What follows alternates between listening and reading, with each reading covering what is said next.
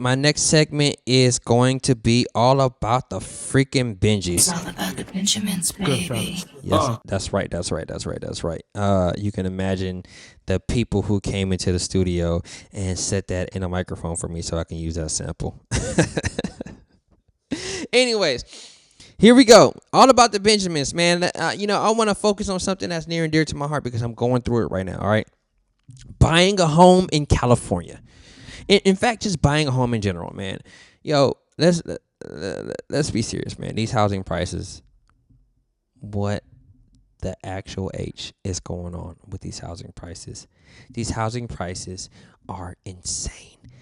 I remember when you are from LA, let me tell you something. A lot of us, we look at Las Vegas as an extension of LA. LA extended, as I will call it.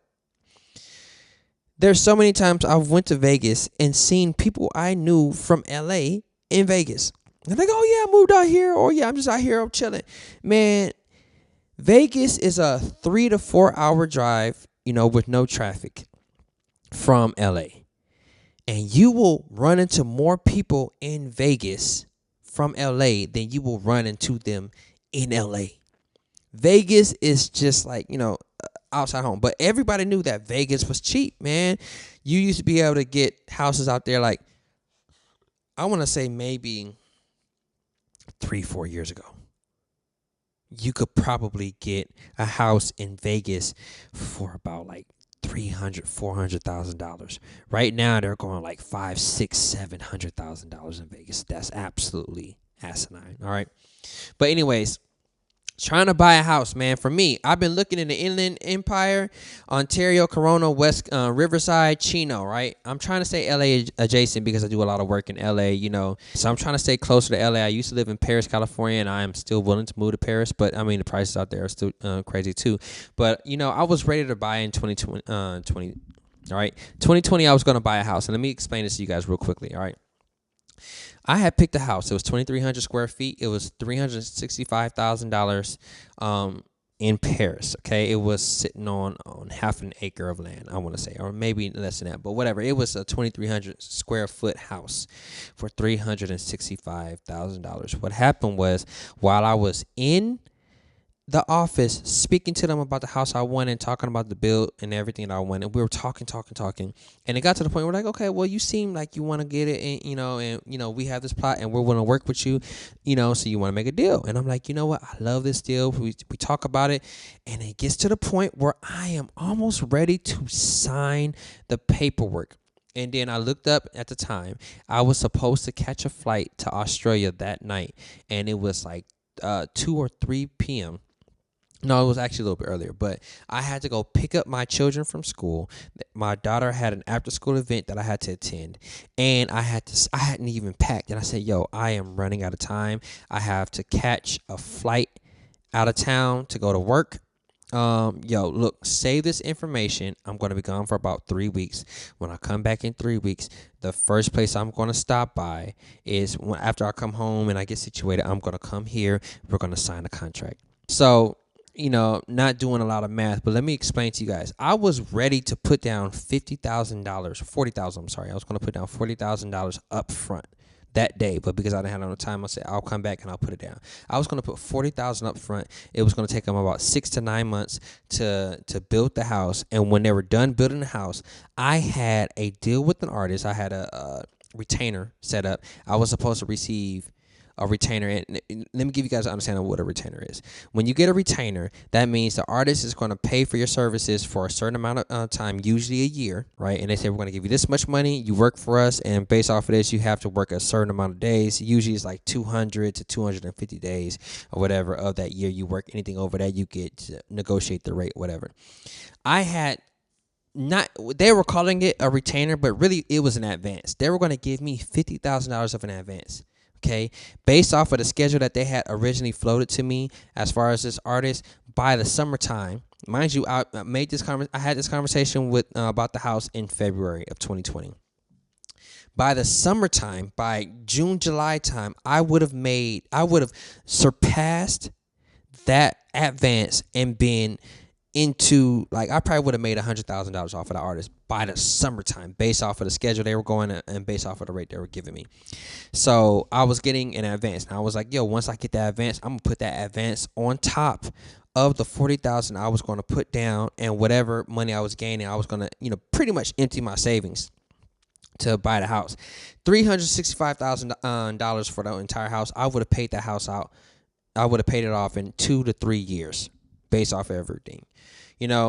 But I flew out. Basically, I said, I'll come back. They said, okay, cool. I flew out, and literally, it was like a movie, bro. I went to Australia. Mind you, the first leg of the tour that I was going on was supposed to happen in China, but COVID-19 was happening. So they said, we're canceling that because we don't know what's going on in that region. We went to Australia. We went, had shows, we partied, had fun. Literally, every time I landed in another city, some people from the previous city hit me up and said, you will never believe it. They hit me up and said, you will never believe it. The city shut down. For what? Oh, because of COVID-19. I said, that's crazy. But I didn't know what a shutdown was because I was partying somewhere else. So I kept leaving.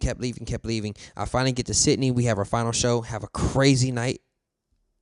Kick it, chill, do the show, kill the shows, biggest show of the tour. Kill the show, have a great after party. Realize I had been there on my first time that I came to Australia, and the first time I came to this club that I was hanging out at the end of this tour was a club. I was there with Kendrick Lamar and J. Cole, and we were both support artists opening up for Eminem. Okay, so I'm out there. I'm like, oh my goodness, I'm back here, and this is the same club, and it's still the same energy, bro. It was popping. We had a great time. Woke up, got everybody ready. I was a tour manager on this tour. Got everybody ready. Said it's time to go. We get to the airport. Yo, people are walking around in spacesuits. I could not believe it. I'm like, what, man? Everybody's tripping. What is this COVID-19? I don't know nothing about it. We get back to LA. You guys, they asked, have you been to Wuhan? I'm like, of course I haven't. But yeah, this is the first time I ever seen this message whenever coming back into the country. I'm like, oh man, things must be serious. I drive out. This is a Saturday afternoon, Saturday late morning or early afternoon, and I'm driving home, and I'm used to traffic being there, and the streets are absolutely clear. I'm like, oh man, things is bad. I get home, I start hearing about it. They called me 2 weeks into the pandemic and asked that I still want to buy the house. I'm like, yo, yeah, y'all gotta be crazy. The world is freaking ending, and y'all try to get me to buy a house. You guys are badass crazy. Okay, obviously I didn't buy the house. Same house is now worth $550,000 and rising. All right, I missed my opportunity. Okay, corporations now own over 60,000 homes in SoCal. Okay, home ownership rate is 55.8% in California, and is 65.7% nationally.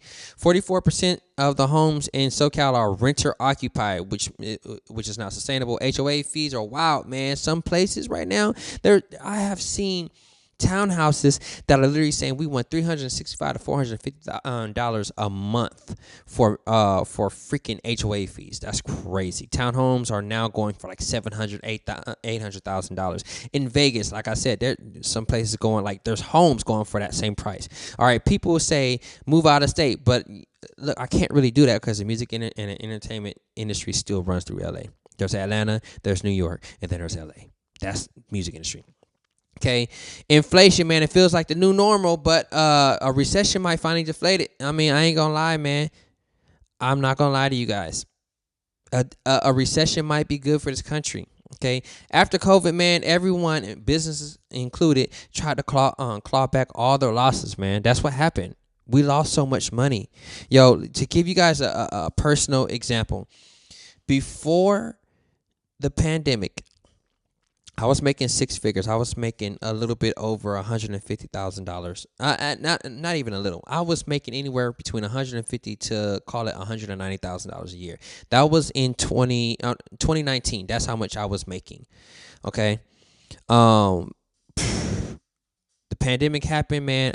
I was barely scraping $30,000, $40,000 a year. Okay, during COVID, I had to take the auto loan, the EIDL, economic blah blah blah disaster loan, economic investment disaster, whatever the hell that thing was called. Anyways, I took that just to stay afloat, man, and just that, and I emptied out my savings because I couldn't work for a year and a half. And then literally when I was right about to go back to work, and I was going to work for like 3 or 4 artists at the first Rolling Loud after the pandemic ended, the first live Rolling Loud, I freaking broke my leg.